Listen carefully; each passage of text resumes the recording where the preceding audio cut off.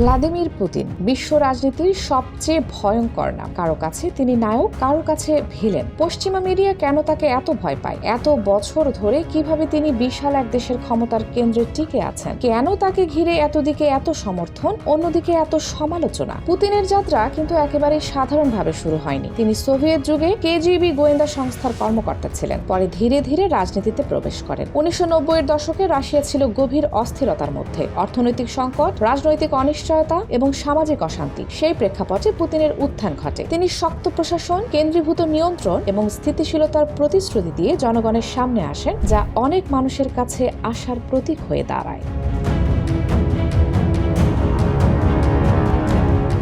সমর্থকদের মতে তার নেতৃত্বে রাশিয়ায় একটি শক্ত রাষ্ট্র ব্যবস্থা গড়ে ওঠে। তারা মনে করেন দেশটির অভ্যন্তরীণ বিশৃঙ্খলা কমেছে, নিরাপত্তা ব্যবস্থা জোরদার হয়েছে এবং আন্তর্জাতিক পর্যায়ে রাশিয়ার অবস্থান আরও দৃঢ় হয়েছে। বিশেষ করে যারা সোভিয়েত ইউনিয়নের পতনের পরের অস্থির সময় দেখেছেন, তাদের অনেকের কাছে স্থিতিশীলতা ছিল সবচেয়ে বড় চাহিদা। তবে এই গল্পের অন্য পাশও আছে। পশ্চিমা দেশ এবং বহু আন্তর্জাতিক মানবাধিকার সংস্থা দীর্ঘদিন ধরে পুতিনের শাসন ব্যবস্থা নিয়ে সমালোচনা করেছে। বিরোধী মত দমন, সংবাদ মাধ্যমের স্বাধীনতা, রাজনৈতিক প্রতিদ্বন্দ্বীদের পরিস্থিতি, এসব বিষয় নিয়ে বিতর্ক কম নয়। ফলে একদিকে যেমন তার কঠোর নেতৃত্বের প্রশংসা রয়েছে, অন্যদিকে তেমনই রয়েছে তীব্র সমালোচনা। ধর্মীয় ও সাংস্কৃতিক বিষয়েও পুতিনকে ঘিরে নানা আলোচনা শোনা যায়। রাশিয়া বহু ধর্ম ও জাতিগোষ্ঠীর দেশ, যেখানে ইসলামও দীর্ঘদিন ধরে বিদ্যমান। বিভিন্ন সময়ে পুতিন ধর্মীয় সহনশীলতা ও ঐক্যের কথা বলেছেন, যা অনেকের নজর কেড়েছে। তবে সমালোচকেরা মনে করেন এসব বক্তব্য রাজনৈতিক কৌশল হিসেবেও ব্যাখ্যা করা যেতে পারে, অর্থাৎ একই ঘটনাকে ভিন্ন মানুষ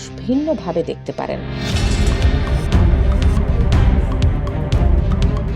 আন্তর্জাতিক রাজনীতিতে পুতিনের ভূমিকা বিশেষভাবে গুরুত্বপূর্ণ। তার আমলে রাশিয়া নিজেকে আবার শক্তিশালী বৈশ্বিক শক্তি হিসেবে প্রতিষ্ঠার চেষ্টা করেছে। সামরিক শক্তি, কূটনৈতিক পদক্ষেপ এবং জ্বালানি রাজনীতিতে দেশটির সক্রিয় উপস্থিতি বিশ্বমঞ্চে বড় প্রভাব ফেলেছে। মধ্যপ্রাচ্য থেকে ইউরোপ পর্যন্ত বিভিন্ন ইস্যুতে রাশিয়ার অবস্থান আন্তর্জাতিক সম্পর্ককে নতুনভাবে প্রভাবিত করেছে। বিশ্বব্যাপী সবচেয়ে বড় আলোচিত ঘটনাগুলোর একটি হল ইউক্রেন সংঘাত। এই যুদ্ধ আন্তর্জাতিক রাজনীতি, অর্থনীতি এবং নিরাপত্তা পরিস্থিতিতে বিশাল প্রভাব ফেলে। এখানে মতভেদ অত্যন্ত তীব্র। কেউ বলেন এটি নিরাপত্তা ও ভূ রাজনৈতিক কৌশলের অংশ, আবার কেউ এটিকে সরাসরি আগ্রাসন হিসেবে দেখেন। এই ভিন্ন ব্যাখ্যায় বিষয়টিকে আরো জটিল করে তোলে। নিষেধাজ্ঞার বিষয়টিও বড় আলোচনার কেন্দ্র। পশ্চিমা দেশগুলো রাশিয়ার উপর কঠোর অর্থনৈতিক নিষেধাজ্ঞা আরোপ করে। অনেক বিশ্লেষক ধারণা করেছিলেন এতে রাশিয়ার অর্থনীতি খুব দুর্বল হয়ে পড়বে। বাস্তবে প্রভাব পড়েছে ঠিকই, তবে সেই প্রভাবের মাত্রা নিয়ে মতবিরোধ রয়েছে। কেউ বলেন অর্থনীতি স্থিতিশীল থেকেছে, কেউ বলেন দীর্ঘমেয়াদে চাপ বাড়ছে।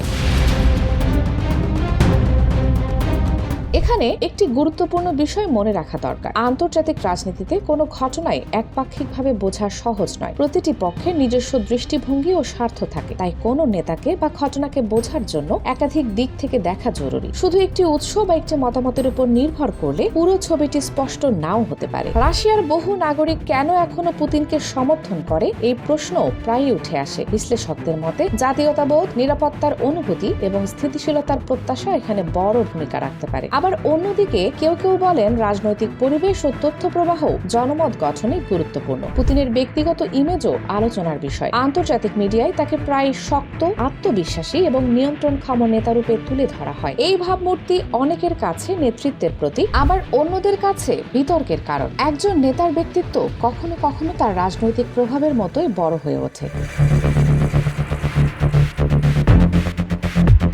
সবথেকে বড় প্রশ্ন থেকে যায়, আমরা আসলে কতটুকু সত্য জানি? বিশ্ব রাজনীতিতে তথ্য ও ব্যাখ্যা প্রায় দৃষ্টিভঙ্গি অনুযায়ী বদলে যায়। তাই কোনো বিষয়কে বুঝতে হলে বিভিন্ন দিক থেকে ভাবা প্রয়োজন। ভ্লাদিমির পুতিনকে ঘিরে বিতর্ক হয়তো দীর্ঘদিন চলবে, কারণ তিনি শুধু একজন নেতা নন, বরং একটি বৃহৎ ভূ রাজনৈতিক বাস্তবতার কেন্দ্রবিন্দু। তাই শেষ প্রশ্নটি আপনার জন্য। আপনি তাকে কিভাবে দেখেন? শক্তিশালী রাষ্ট্রনায়ক নাকি বিতর্কিত ক্ষমতাধর? সিদ্ধান্ত সম্পূর্ণই আপনার।